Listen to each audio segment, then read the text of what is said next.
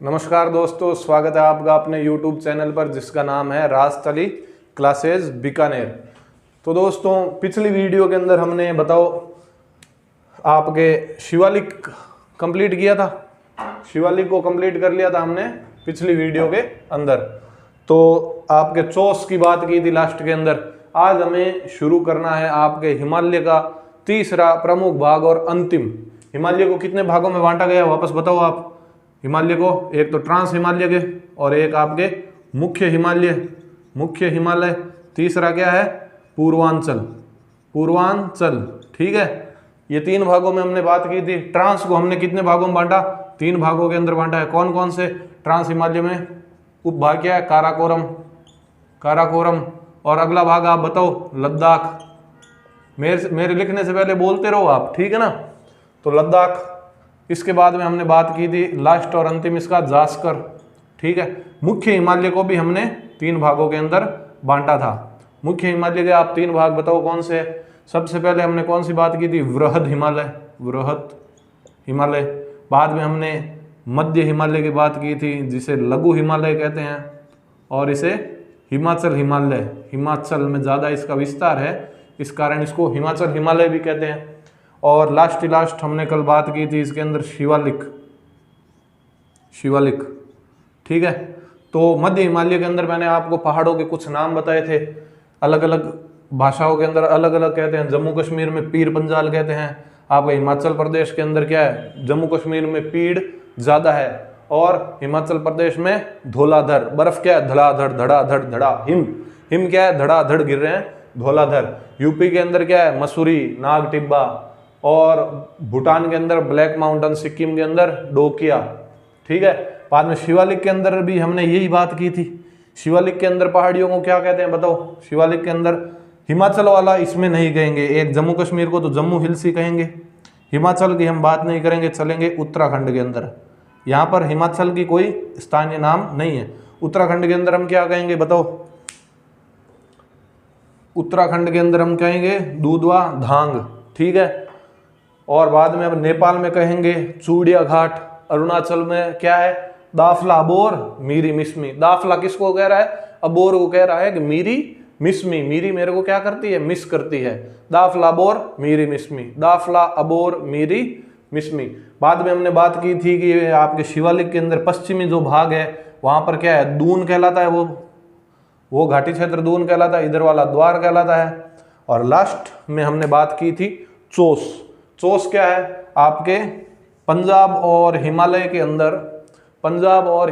अंदर आपके जो अस्थायी शिवालिक श्रेणी के निर्माण कारण बरसात के मौसम के अंदर पहाड़ियों से जो अस्थायी धाराएं निकलती है उसे ही स्थानीय भाषा में चोस कहा जाता है दोस्तों। ठीक है, तो पिछली क्लास की रिवीजन हमने कर ली है। अभी हिमालय का मुख्य भाग ये तीन है, इनके आगे उपभाग है। पूर्वांचल का कोई उपभाग है नहीं। पूर्वांचल अभी हम करेंगे। आप हेडिंग डाल लीजिए पूर्वांचल।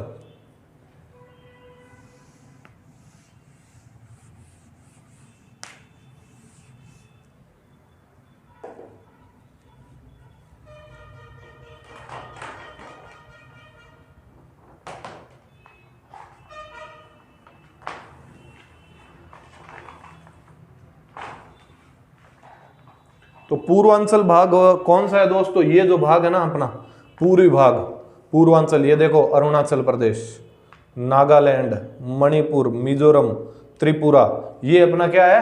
पूर्वांचल वाला भाग है। तो इस पूर्वांचल से है ना, ये पूर्वांचल की पहाड़ियों का निर्माण किन प्लेटों से हुआ है? जैसे हमने पूरे हिमालय की बात की थी तो हमने कहा था यहाँ से इंडो ऑस्ट्रेलियन, और यहाँ जो आपके यूरोप और एशिया है तो यहाँ से आपके यूरोप वाली आई, यूरेशियन प्लेट। यहाँ से आई इंडो ऑस्ट्रेलियन, यहाँ नीचे ऑस्ट्रेलियन, दोनों ऐसे आई, दोनों पर ऐसे जोड़ लगा तो देखो ये क्या हुआ? इस प्रकार से पहाड़ बन गया। जैसे यहाँ दोनों तरफ से दबाव लगाया तो ये खड़े हो गए ना, देखो ये क्षेत्र। तो इस प्रकार से हिमालय बन गया था। ठीक इसी प्रकार यहाँ आपके क्या है? ये देखो बर्मा, म्यांमार, है ना। तो ये बर्मा प्लेट और आपके किससे? यूरेशियन प्लेटों के अभिसरण से इनका निर्माण हुआ है। इस बात का आप ध्यान रखना। एक तो आपकी बर्मा प्लेट है यहाँ वाली, एक इंडो ऑस्ट्रेलियन प्लेट। इन प्लेटों के अभिसरण से हुआ है, यूरेशियन से नहीं। किससे? ये यहाँ से बर्मा प्लेट, यहाँ से दबाव आएगा, यहाँ से इंडो ऑस्ट्रेलियन, दोनों तरफ से ऐसे दबाव हुआ ना, तो ये यहाँ से पहाड़ियाँ इस प्रकार से ऊपर हो गई। उस पेज के हिसाब से आपको बताया था। देखिए, एक तो इंडो ऑस्ट्रेलियन प्लेट ये हो गई इंडो ऑस्ट्रेलियन वाली प्लेट, एक यहाँ से आपके बर्मा प्लेट, ठीक है। तो ये दोनों प्लेट ऐसे एक दूसरे की तरफ अभिसरण माने आपको बताया था एक दूसरे के सामने आना। तो ये जो एक दूसरे के सामने आएगी तो इस प्रकार से ये उठ जाएगा ना, तो इस प्रकार से यहाँ से आपके ये पूर्वांचल की पहाड़ियों का निर्माण हो गया दोस्तों, ठीक है। इस बात का आप ध्यान रखना। पूर्वांचल की पहाड़ियों का निर्माण आपको पूछ ले कौन कौन सी प्लेटों से हुआ है, एक तो इंडो ऑस्ट्रेलियन और बर्मा प्लेट। तो आप यहाँ पर छोटा सा नक्शा बना देते हैं हम।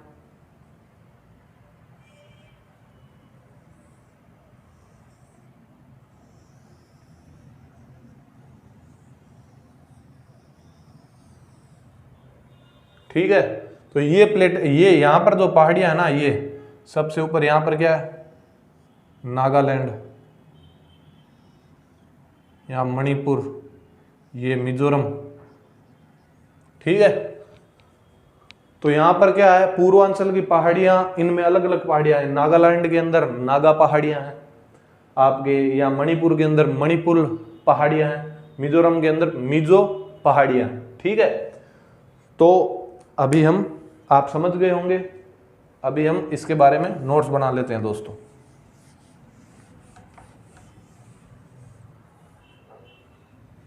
तो आप क्या डालोगे? तीसरा प्रमुख भाग कौन सा है बताओ?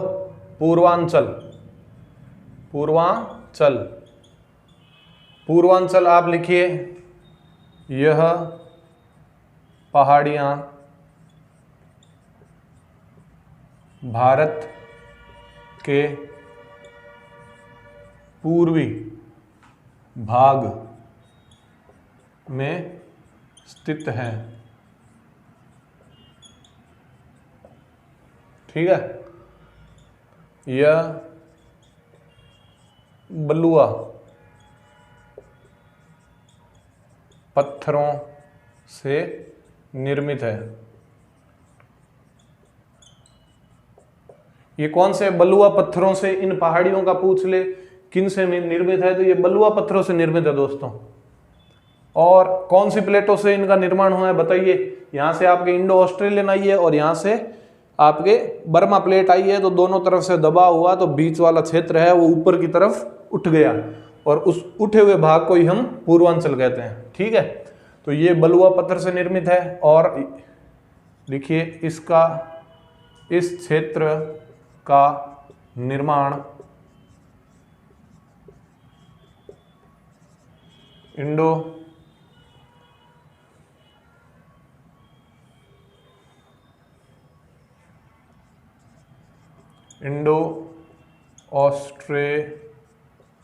ऑस्ट्रेलियन व बर्मा प्लेट के अभिसरण से हुआ है। अभिसरण मतलब समझ गए दोस्तों? ये एक प्लेट, ये एक प्लेट, ये जब दोनों एक दूसरे की दिशा के अंदर आएंगे ना, तो ये बीच वाला क्षेत्र क्या है? ये ऊपर उठ जाएगा। ये ऐसे आएंगे ना इधर, तो ये बीच वाला क्षेत्र ऊपर उठ जाएगा, और वहां क्या हो जाएगा? पहाड़ियों का निर्माण हो जाएगा। तो इन्हीं पहाड़ी को हम क्या कहते हैं? पूर्वांचल पहाड़ियां कहते हैं, ठीक है दोस्तों। इतनी सी बात आपको इसमें ध्यान रखनी है। अभी जो मेन क्वेश्चन, सीधे सीधे क्वेश्चन पूछ लेते हैं, वो सभी ये सबसे इंपॉर्टेंट चीजें हैं, यहाँ पर लिख रहा हूँ। यहाँ पर सबसे पहले हमने बात की थी नागा पहाड़ियाँ। यहाँ पर कौन सी है?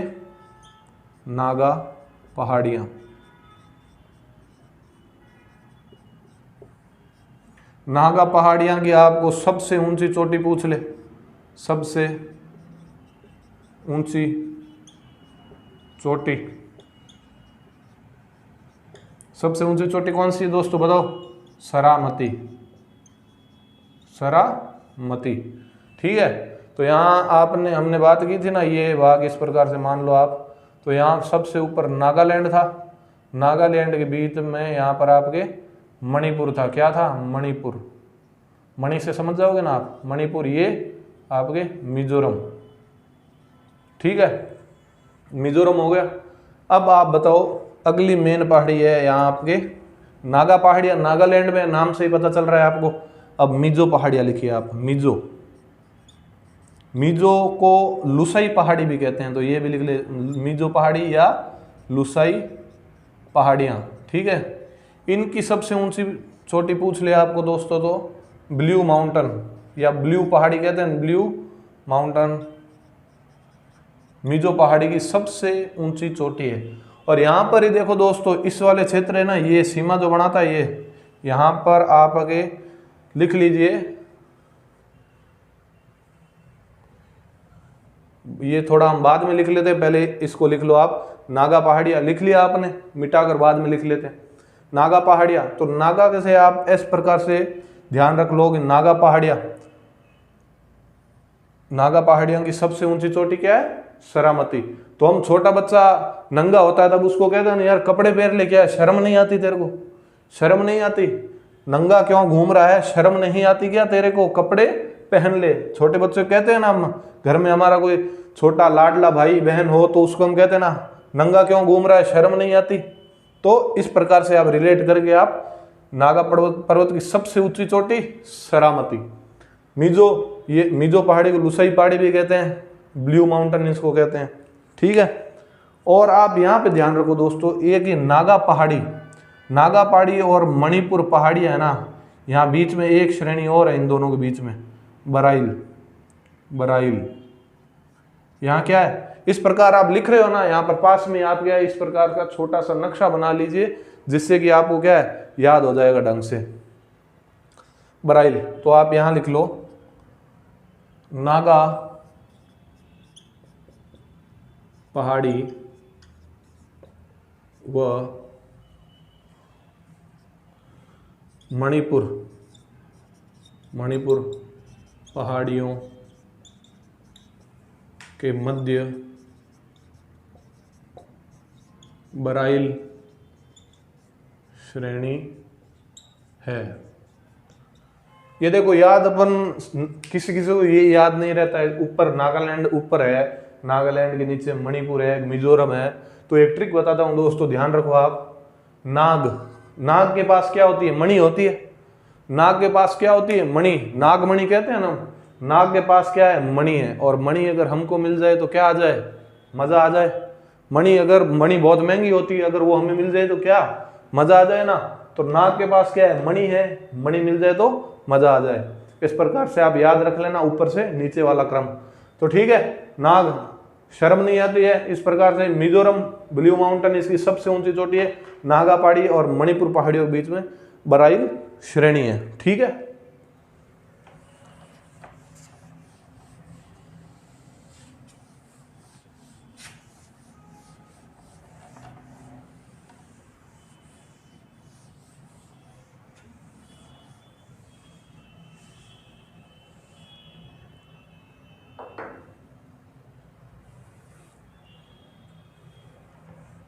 ये इतना ही अपना पूर्वांचल था दोस्तों। ठीक है, पूर्वांचल के बारे में हमें इतनी ही बात करनी है। अभी हिमालय को क्या है कि सिडनी बुरांड नाम के एक आपके भूगोल के व्याख्याता थे, उन्होंने नदियों के आधार पर हिमालय को 4 भागों में बांटा है। ठीक है दोस्तों, अभी हमने भौतिक स्वरूप के आधार पर तो हिमालय को 3 भागों में बांटा, ट्रांस हिमालय, मुख्य हिमालय और लास्ट वाला ये जो भी हमने किया पूर्वांचल। लेकिन नदियों के आधार पर सिडनी बुरांड ने 4 भागों में बांटा है। ठीक है दोस्तों, तो नक्शे के माध्यम से आपको बड़ा अच्छा समझ में आएगा, देख लेते हैं हम।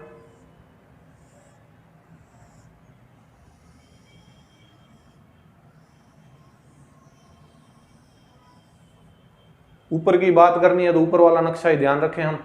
ठीक है दोस्तों, तो यहां आपके कौन सी नदी बहती है? सिंधु नदी। हमने बात की थी सिंधु नदी आपके तिब्बत की मानसरोवर की पहाड़ियों के बोखरचू हिमनद है तिब्बत के अंदर, वहां से उद्गम होते हुए भारत के अंदर दमचोक के अंदर प्रवेश करती है और यहाँ लद्दाख से होते हुए यहाँ पर अटक के मैदान है पाकिस्तान के अंदर, अटक के मैदान के अंदर प्रवेश करती है पाकिस्तान के अंदर। यहाँ पर कराची है नीचे, कराची बंदरगाह है यहाँ से, और यहाँ पर अरब सागर शुरू हो जाता है। यहाँ अपने गुजरात आ जाएगा ना, तो यहाँ पर ये अरब सागर के अंदर गिर जाती है। तो सिंधु नदी भारत के इस ऊपर वाले क्षेत्र में बहती है। तो ये जो सिडनी बुरांड है, इन्होंने सिंधु नदी से लेके सतलज नदी, ये यहाँ पर आपके क्या है, सतलज नदी है, सतलज नदी भी आपके यहाँ से तिब्बत से निकलती है, और यहाँ हिमाचल पंजाब होते हुए यहाँ पाकिस्तान चली जाती है। तो सिंधु और सतलज के बीच के क्षेत्र को तो उन्होंने कहा है कश्मीर हिमालय या पंजाब हिमालय, कश्मीर हिमालय या पंजाब हिमालय, पंजाब हिमालय, ठीक है। सिंधु और सतलज के बीच वाले भाग को उन्होंने पंजाब या कश्मीर हिमालय कह दिया। यहाँ पर दोस्तों एक काली नदी बहती है, ठीक है ना, उत्तराखंड के क्षेत्र के अंदर। तो यहाँ काली नदी बहती है। कौन सी नदी बहती है? काली नदी। तो सतलज और काली नदी के बीच वाले क्षेत्र को सिडनी बुरांड ने कह दिया है कुमाऊं हिमालय है। ये तो क्या हिमालय है? कुमाऊं, ठीक है। तो सिंधु से सतलज के बीच में कश्मीर और पंजाब हिमालय, सतलज से काली नदी के बीच में कुमाऊं हिमालय। आगे दोस्तों असम से तीस्ता नदी निकलती है यहाँ पर, ठीक है। सिक्किम से कौन सी नदी निकलती है? तीस्ता नदी। तो यहाँ तीस्ता नदी होगी, तीस्ता नदी, ठीक है। तीस्ता नदी ब्रह्मपुत्र की सहायक नदी है, सिक्किम से निकलती है। तो दोस्तों काली और तीस्ता के बीच वाले क्षेत्र को यहाँ पर कौन सा देश आता है बताओ? 1751 जिसकी सीमा लगती है, मैंने आपको बताया था। बताओ कौन कौन से राज्य लगते हैं अपने? UUBBS। अभी तो पता चल गया होगा, पिछली क्लासों के अंदर बात की है। तो इस क्षेत्र को उन्होंने क्या कह दिया? नेपाल हिमालय, ठीक है। अभी यहाँ से तीस्ता से लेके ब्रह्मपुत्र कह दो, या दिहांग भी कहते हैं अरुणाचल प्रदेश के अंदर। दिहांग यानी ब्रह्मपुत्र ही है, ब्रह्मपुत्र। तो क्या है, अरुणाचल प्रदेश के अंदर ब्रह्मपुत्र को दिहांग कहते हैं। जैसे ही ब्रह्मपुत्र नदी असम में प्रवेश करती है तो उसका नाम ब्रह्मपुत्र हो जाता है। तो इस वाले क्षेत्र को क्या कहा है? असम हिमालय। तो देखो मैप के थ्रू आप समझो,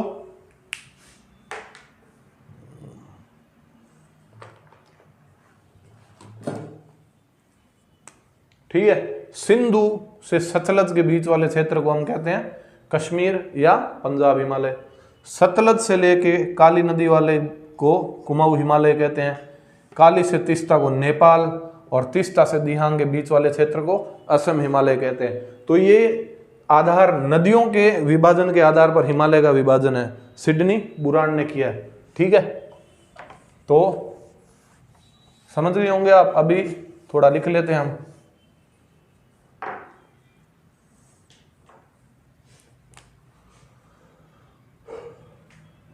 तो आप क्या लिखोगे? नदियों के आधार पर हिमालय का विभाजन। तो ये दोस्तों हिमालय पर्वतमाला है, ये एक नवीन पर्वतमाला है, लिखा दिया नवीन वलित पर्वतमाला है। ये विश्व की सबसे ऊंची पर्वतमाला है, विश्व की सबसे ऊंची पर्वतमाला है, क्योंकि यहां पर क्या है? माउंट एवरेस्ट है ना, विश्व की सबसे ऊंची पर्वतमाला है, ठीक है। तो नदियों के आधार पर हिमालय का विभाजन किस वैज्ञानिक ने किया है आपके बताओ? सिडनी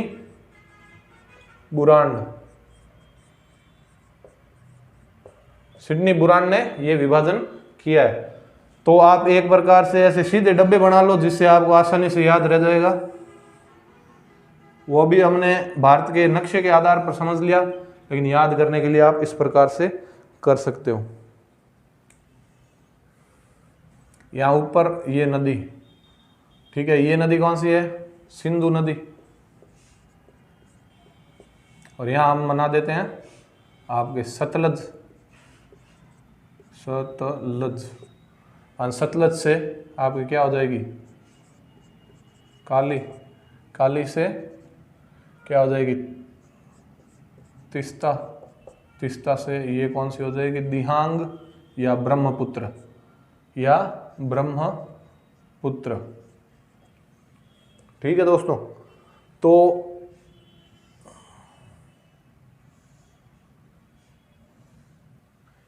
इस वाले क्षेत्र को क्या कहते हैं, ये क्षेत्र आपके 560 किलोमीटर के अंदर है। ठीक है, 560 किलोमीटर के अंदर, ये आपके 800 किलोमीटर के अंदर है, ये आपके 720 और ये 320 किलोमीटर है सभी। ठीक है, तो इस वाले सिंधु और सतलज के बीच वाले क्षेत्र को हम कहते हैं हिमालय, हिमालय नहीं, कश्मीर या पंजाब हिमालय। सिडनी बुरान ने क्या कहा है, कश्मीर, कश्मीर या पंजाब हिमालय। और सतलज से आपके काली नदी वाले क्षेत्र को क्या कहते हैं, कुमाऊं, कुमाऊं। ठीक है, और काली से लेके तिस्ता, काली से तिस्ता क्या कहेंगे, नेपाल हिमालय। और तिस्ता से दिहांग वाले को क्या कहेंगे हम, असम हिमालय, असम हिमालय। तो इस प्रकार से आपको अच्छी तरीके से याद हो जाएगा, ये एक मैप बना लेना। ठीक है, अभी हम अलग से इनकी क्या क्या विशेषताएं, दो दो तीन तीन लाइन है वो लिख लेते हैं। ठीक है दोस्तों, ये देख लो आप।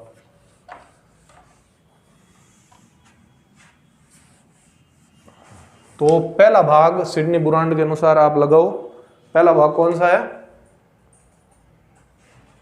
सिंधु से सतलज नदी, सिंधु से सतलज नदी है। तो उस भाग को हमने क्या कहा है, पंजाब या कश्मीर हिमालय, हिमालय। ये कितने 560 किलोमीटर में है। पूरी लाइन लिख लेना, आप शॉर्ट में लिखा देता हूं क्योंकि हमने समझ तो लिया ही है, वहां पे 560 किलोमीटर क्षेत्र में विस्तृत है, ऐसे लिख लो भले, या शॉर्ट नोट्स बनाओ ना, आसानी रहेगी, आपको समझ में आना चाहिए हमें। 560 किलोमीटर में है। ठीक है, कौन से कौन सी नदी तक है, सिंधु, सिंधु से सतलज नदी के मध्य। यहां अलग अलग श्रेणी मिलती है, कौन सी श्रेणी है बताओ, जास्कर श्रेणी के बारे में बात की, जास्कर श्रेणी इन नदियों के बीच में ही है, जास्कर श्रेणी, पीर पंजाल, पीर पंजाल या जम्मू, जम्मू हिल्स, ये इनके बीच में है। ठीक है, 560 किलोमीटर क्षेत्र में विस्तृत है, सिंधु से सतलज नदी के मध्य है, जास्कर, पीर पंजाल, जम्मू हिल्स है। सर्वाधिक चौड़ाई इसी भाग के अंदर पाई जाती है, सर्वाधिक चौड़ाई इस भाग में, सर्वाधिक चौड़ाई इसी भाग में, क्योंकि हमने जब शुरू किया था हमने बात की थी ना, हिमालय की सर्वाधिक चौड़ाई यहाँ पश्चिम में है, और जैसे जैसे हम पूर्व की तरफ बढ़ते हैं तो चौड़ाई कम होती रहती है। तो ये सिंधु से सतलज वाला क्षेत्र है, ये अपने पश्चिम में ही है। अभी नक्शे में बात की थी ना, सिंधु नदी यहाँ जम्मू कश्मीर में, सतलज हिमाचल में, तो ये पश्चिमी भाग है। तो ऑब्वियसली आपके क्या रहेगी, सिंपल सी बात है कि चौड़ाई सबसे ज्यादा यहीं पे रहेगी। ठीक है, इतनी सी बात हमें इसके बारे में लिखनी है। वैसे दो तीन तो हमने वहीं पे समझ ली। पंजाब और कश्मीर हिमालय के बाद में आप बताओ कौन सा है, कुमाऊं, कुमाऊं हिमालय कितने 320 किलोमीटर में है। कौन सी नदियों के बीच में, सतलज, सतलज व काली, काली नदी के मध्य है। ठीक है, ये इतनी बात हमें इसमें लिखनी है। मुख्यतः उत्तराखंड वाले क्षेत्र के अंदर है। ठीक है ना, ये कहाँ है, मुख्यतः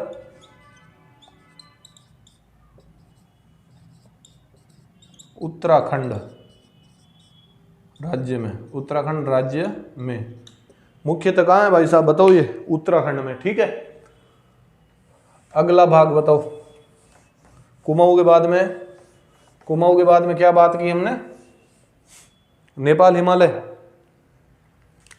अगला क्या है, नेपाल, हिमालय। माउंट एवरेस्ट को नेपाल के अंदर क्या कहते हैं, कमेंट बॉक्स में लिखकर बताइए आप। नेपाल हिमालय, तो नेपाल हिमालय आपके काली से तीस्ता के मध्य है, तीस्ता, काली से तीस्ता के मध्य है, 800 किलोमीटर सबसे ज्यादा इसी क्षेत्र के अंदर है, सबसे ज्यादा विस्तृत क्षेत्र यही है, सर्वाधिक ऊंचाई पाई जाती है, सर्वाधिक ऊंचाई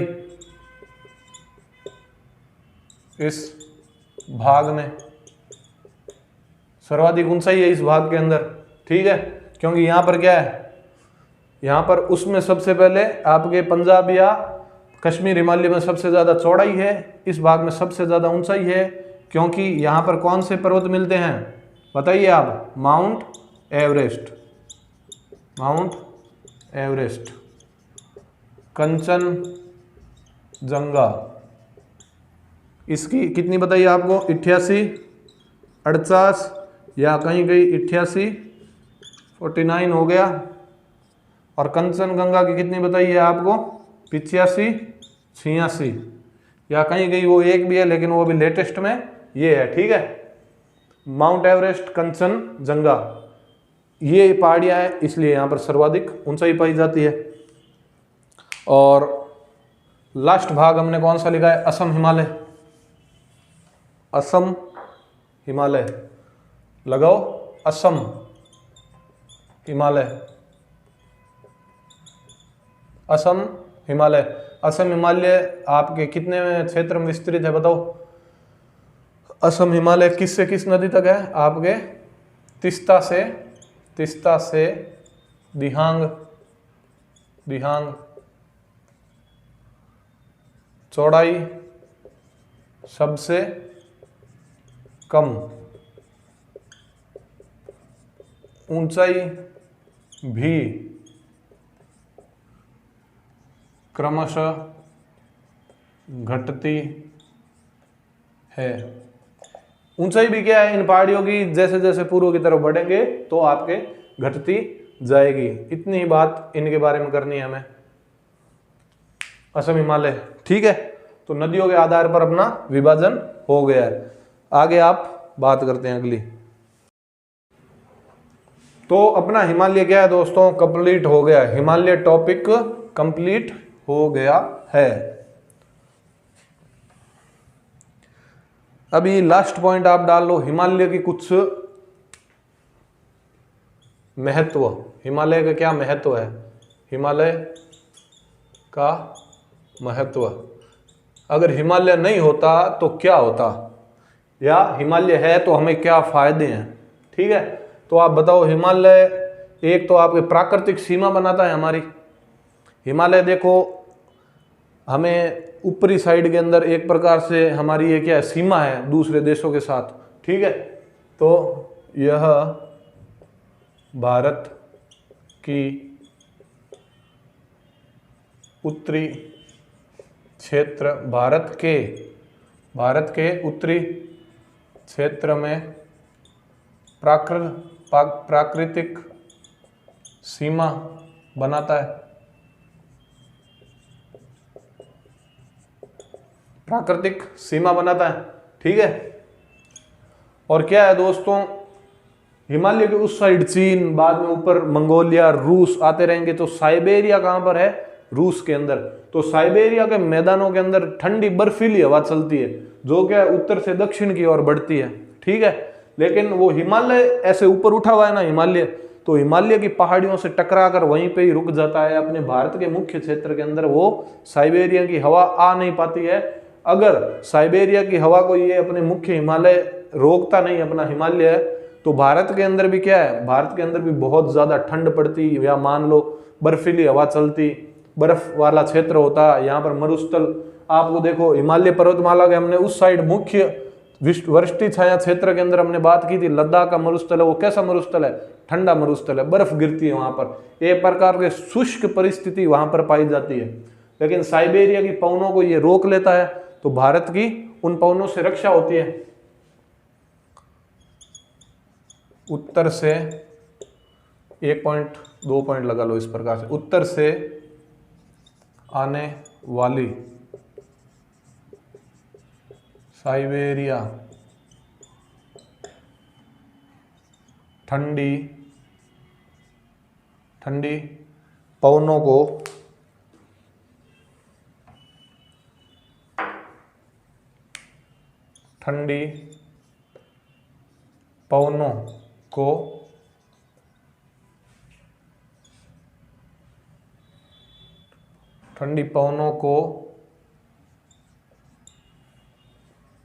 रोकता है।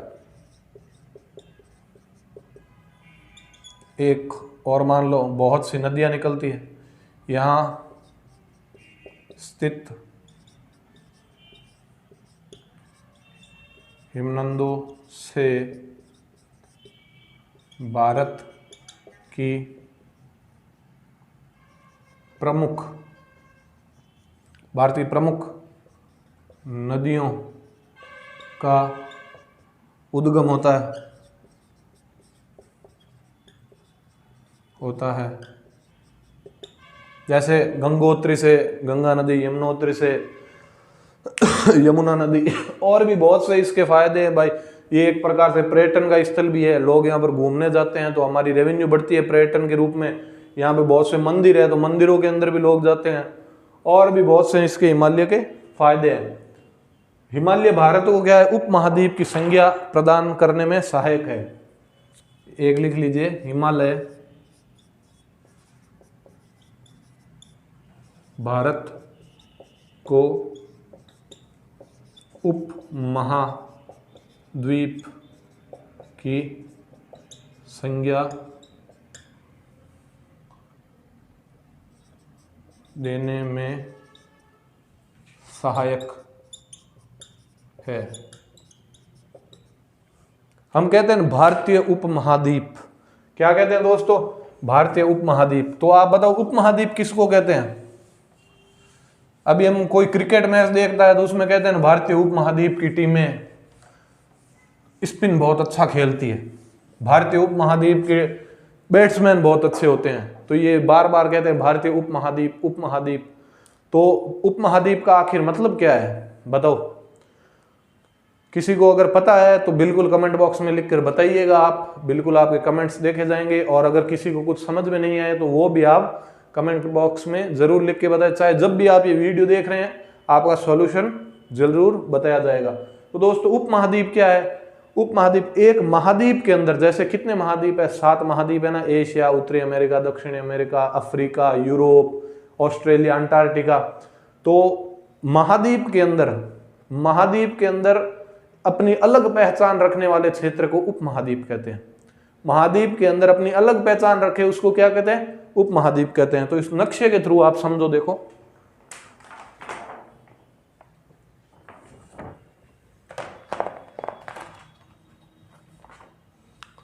तो भारतीय एशिया की मुख्य भूमि से देखो, एक तो ये हिमालय कैसे योगदान देती है, ये यहाँ पर हिमालय है, ये एशिया के मुख्य भाग से भारत को अलग दिखाती है, क्योंकि यहाँ ऊपर चीन और ऐसे समतल सभी मिल रहे हैं, लेकिन यहाँ पर क्या है, ये एक प्रकार से भारत को अलग कर देता है एशिया के महाद्वीप से। भारत को ये हिमालय पर्वतमाला अलग कर देता है, क्योंकि यहाँ पर पश्चिम में यहाँ पर आपके हिंदू कुश, किरथिर, सुलेमान पहाड़ियाँ, यहाँ पर आपके अराकन, पटकाई बोम, ये जो पहाड़ियाँ हैं ये भारत को क्या कर देती है, बिल्कुल अलग कर देती है इससे, मुख्य भाग से, एशिया के मुख्य भाग से ये पहाड़ियाँ एक प्रकार से अलग दिखा देती है भारत को। और यहाँ दक्षिण में भी भारत किसी से नहीं जुड़ता, ठीक है, क्योंकि यहाँ भारत की दक्षिण सीमा, ऊपरी सीमा तो पर्वत बना रहे हैं, दक्षिणी सीमा भारत का समुद्र बना रहे हैं।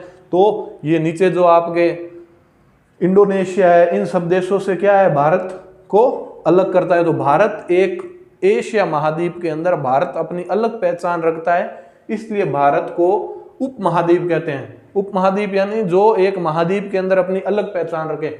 भारत को अलग पहचान दिलाने में हिमालय का भी महत्वपूर्ण रोल है, क्योंकि ये एक प्रकार से मुख्य भूमि से भारत को अलग कर देता है, ठीक है, समुद्र अलग कर देता है दूसरे देशों से।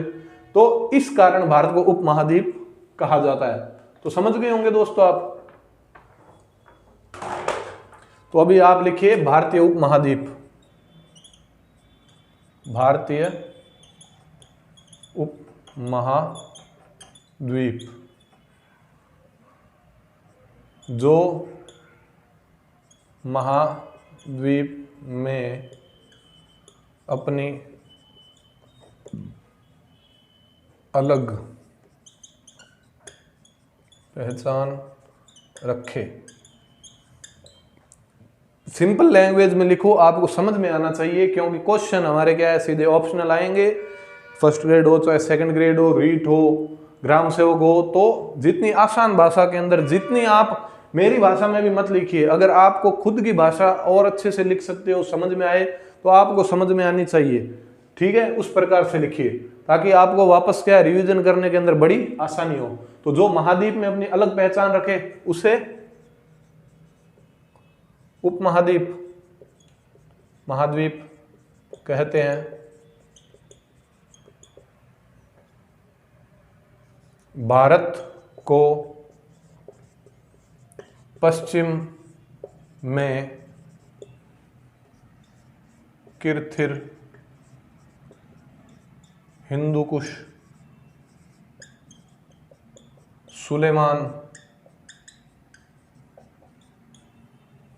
सुलेमान पहाड़ियाँ व पूर्व में अराकन योमा, पटकाई बम पहाड़ियाँ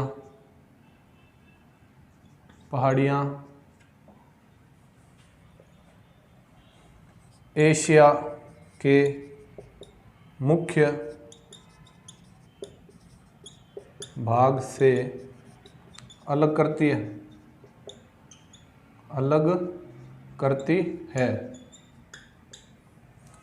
दक्षिण में समुद्र हो गया, ठीक है। तो आप इसी प्रकार समझ, जो महाद्वीप में अपनी अलग पहचान रखे उसे उपमहाद्वीप कहते हैं। भारत को पश्चिम में किरथिर, हिंदुकुश, सुलेमान, भारत के पश्चिम में यहाँ पर किरथिर, हिंदुकुश, सुलेमान पहाड़ियाँ है जो भारत को अलग करती है। उधर पूर्व के अंदर अराकन योमा, पटकाई बोम, ठीक है। तो अरुणाचल प्रदेश वाला क्षेत्र है, उसके पास ये आपके अराकन योमा, पटकाई बम पर्वत श्रेणियां है जो अरुणाचल प्रदेश को और उधर म्यांमार, बर्मा देश को अलग करती है, ठीक है। तो भारतीय उपमहाद्वीप के अंदर कौन कौन से देश आते हैं उनकी लिस्ट आप थोड़ा ध्यान रख लेना। और आगे हम भारत का भौतिक विभाजन के आधार पर भारत को कितने भागों में, 5 भागों में विभाजित किया था ना हमने। तो कल वाली क्लास के अंदर हम दूसरा भाग जो उत्तरी वृहत मैदान है उसके बारे में शुरू करेंगे। तो आप क्या लिखो यहाँ पर, आज उपमहाद्वीप में कौन से देश आते हैं, उपमहाद्वीप, भारतीय उपमहाद्वीप लिख लेना, भारतीय उपमहाद्वीप। भारतीय उपमहाद्वीप में कौन से देश आते हैं बताओ। एक तो भारत है ही, भारत से सीमा लगाता है आपके पाकिस्तान, और भारत से कौन लगाता है, नेपाल, और भारत से सीमा कौन लगाता है बताओ, भूटान।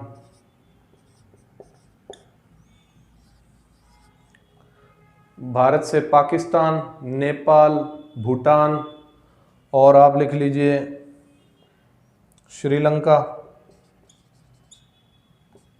श्रीलंका सीमा नहीं लगाते हैं, लेकिन उपमहाद्वीप के अंदर श्रीलंका को गिना जाता है। मालदीव,